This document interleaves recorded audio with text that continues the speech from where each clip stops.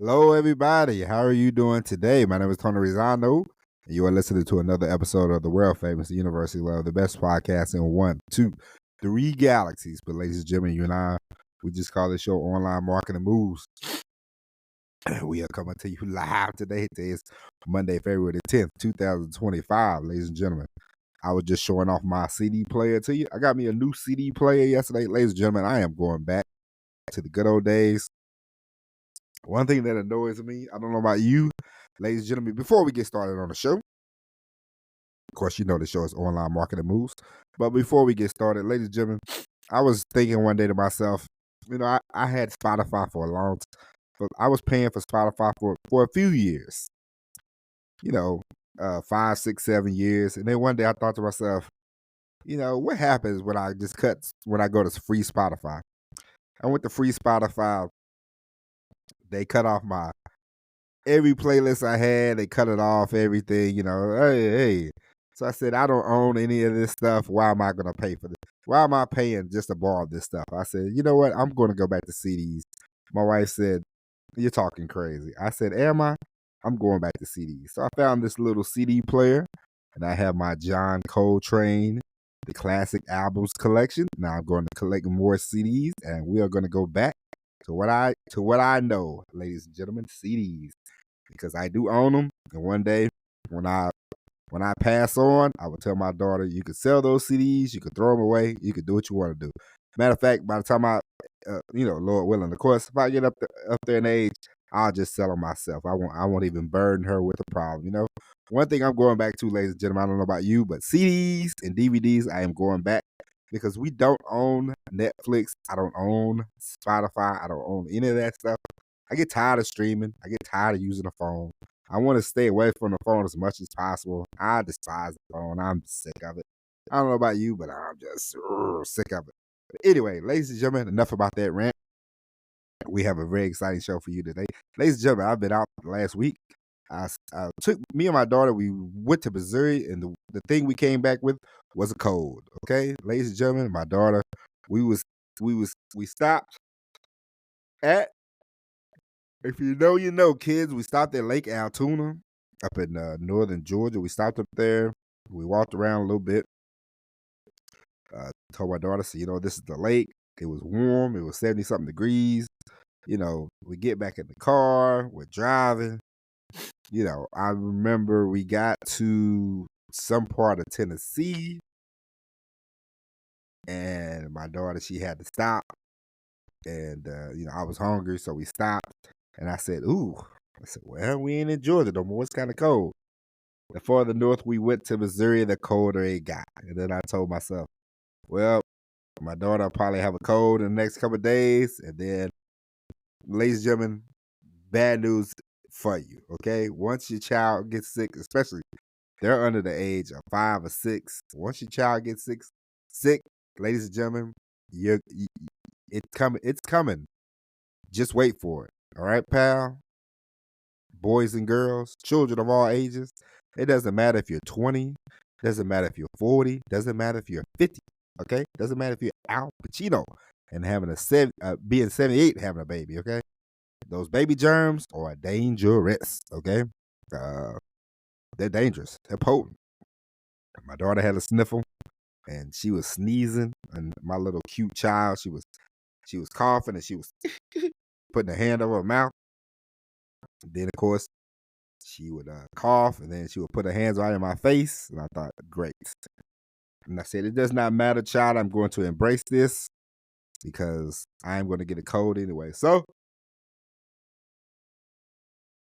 we was out all last week, sneezing, wheezing, and having a good time in good old Missouri. But, ladies and gentlemen, we are back. And I want to talk to you today. I know yesterday was the Super Bowl. I did not watch the Super Bowl. I do not. It's a good thing I did not watch the Super Bowl because I heard it was a blowout. My brother, who is a big Kansas City Chiefs fan, all of a sudden, I asked my brother, I said, when did you become a big Chiefs fan, after the first Super Bowl or the second? He said, the first time they won. I said, oh, okay, at least you're honest. But, the Super Bowl, football is, all sports are basically propped up now because of gambling and because of cable deals. The attendance, the people don't watch as much. People watch football still because of gambling. They don't watch it because, hey, I love this. The game is okay. It's not as much hidden as it used to be. There's a lot more calls. You don't know, you don't know what a catch is. You don't know what pass interference is. You don't know what rough the quarterback is. It's a lot of things, but it's being propped up, and there's a lot of things that are being propped up when it comes to the media. And this is why you should use media in your marketing. And I will give you a few examples over the last week I thought about. Jimmy Butler is a good player, but he's not a superstar. Jimmy Butler is an all-star caliber player, but he's not a superstar. Jimmy Butler has benefited from the hype machine. Jimmy Buckets and And yes, he was on the Miami team that went to the finals, but the Miami Heat have been going to the finals. See, ladies and gentlemen, here's the thing about the whole Jimmy Butler thing. They're like, hey, Jimmy Butler is a basketball player. We're gonna get the Super Bowl in a minute. Well, I'm telling you, marketing. This is why you gotta use the media, because the media can prop anything up. Okay, Jimmy Butler, good player, all-star player, no superstar. They have made Jimmy Butler out to be a superstar. Oh, if teams get Jimmy Butler, they're really gonna go somewhere. Let me. Jimmy Butler has, and this is not even about. They went to the finals twice in Miami, but the Miami Heat themselves have been to one, two. Let me see, 1, 2, 3, 4, 5. They went to the finals about 5 times before they ever had Jimmy Butler on the basketball team. So they're accustomed to going to the finals. So is it the team or is it the player? He got on the team and helped them go to the finals. But Jimmy Butler's not a superstar. Jimmy Butler does not sell tickets. Nobody's gonna say, "Hey, I really want to go see Jimmy Butler play tonight." Okay, he's a nice player, but he's no superstar. But he's been propped up ever since when Derrick Rose went down, who was a superstar. Derrick Rose is the definition of a superstar. You pay money to see this guy play. Okay, he was an MVP. He would have took Chicago. He probably would have took Chicago to the finals or something at some point in time, because he was a great player. He's an MVP caliber player, and but he got hurt. And then the ascension of Jimmy Butler started. Then Jimmy Butler, they're like, hey, we need Jimmy Butler. He was a good player thrust into a role of, hey, we need you. And he's likable in the media. And this is what I'm telling you. Likability in the media can get you propped up. So here's Jimmy Butler. He gets traded. He goes to Minnesota. He goes to Philadelphia. He goes to Miami. Complaining. Every time complaining. They're paying him $40-50 million. He complained in Miami. He was making $50 million. He didn't want to play for Miami. Now he got traded to Golden State. They're going to be okay. They've already won all the championships they're going to win at Golden State. Steph Curry, he's just going to play out his last few years. It's Jimmy Butler's a good player, but the media has helped prop Jimmy Butler up to be some sort of superstar. It's the same as in the NFL. The same as in all sports. You have a guy who's a good player. They prop him up to be a great player. If you live in New York, if you play in New York, you are propped up a little more because the New York media, especially if you're like, look at Doc Rivers. Doc Rivers is a likable guy. He's a good coach. He's not a great coach. Yes, he won a championship. He's a good coach. He's coached a lot of talented players, but they haven't went very far. He won a championship in Boston, which is great, but along the stops in Philly, the stops in LA, the stops in Milwaukee have not led to success. It's not even about, hey, winning me a championship. It's how far can you get these teams? I think Doc Rivers actually done his best coaching job when he's with the Orlando Magic, because it was Tracy McGrady, there was Grant Hill, they was hurt, they never got the chance to play, and Doc Rivers kept taking them to the playoffs. They did not have the greatest cast, but they kept going to the playoffs. And Doc Rivers, he's like I said, he's a good coach. He's not a great coach. He's a media darling though. They love Doc in the media, and so he gets propped up. And so this whole season, Kansas City, the Chiefs in the Super Bowl yesterday. I don't watch football, but I've seen the score. I get texts from my brother. I know what's going on. Uh, they have been a above average team who kept winning by the skin of their teeth, kept winning. Now in football, ladies and gentlemen, in most sports, you have a team that's dominant, and you could tell that they're gonna run away with this thing, But Kansas City, they squeak by. They know how to beat Buffalo. They know how to beat Baltimore. They know how to beat those teams. So then they ran into a behemoth of the Philadelphia Eagles. And, of course, in the media, people are like, hey, Kansas City, they're going to three-peat. We like Patrick Mahomes. We like Travis Kelce. We like Tay-Tay. We like all these people. They get propped up.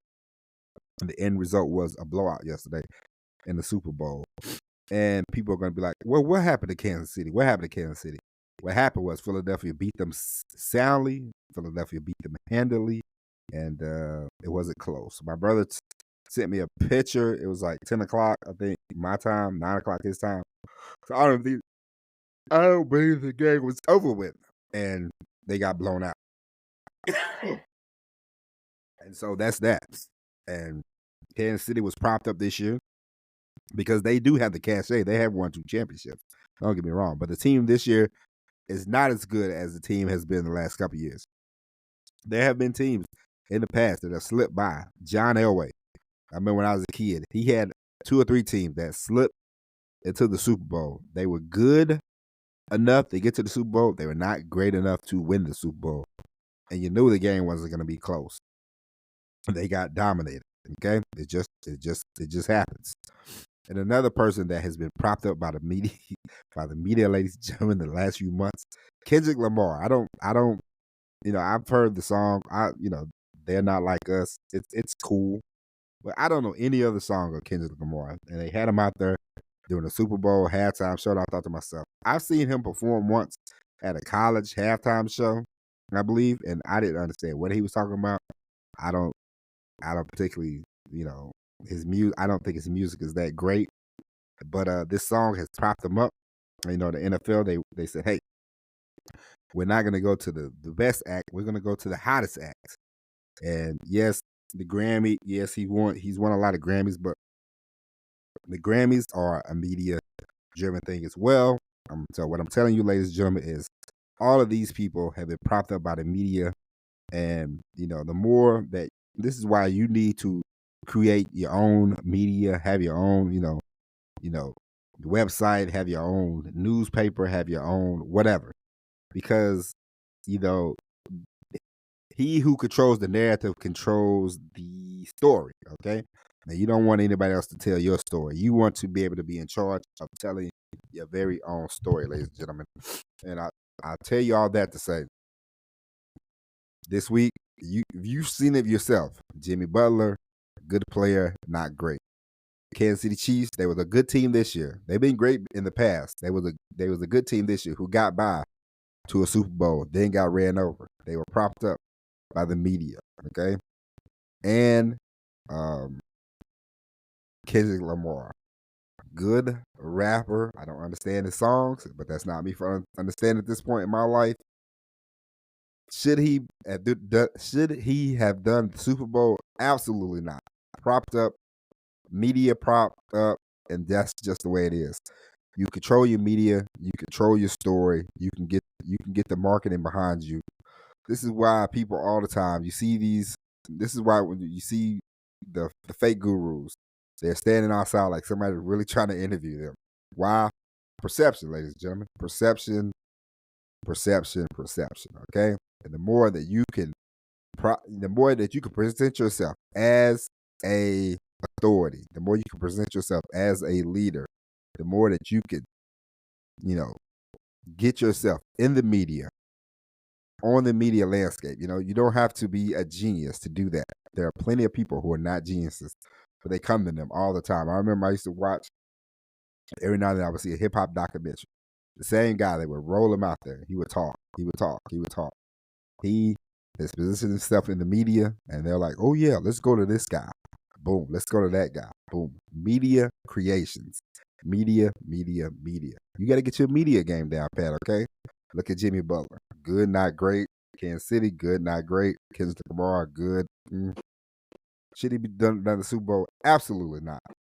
Who outside of the one song, how many people know his catalog? Not many. Okay. Ladies and gentlemen, that is it. We'll be back tomorrow with all new episode of Online Marketing Moves. But until then, my name is Tony Zano. Thank you for listening. God bless each and every one of you. And as always, ladies and gentlemen, peace.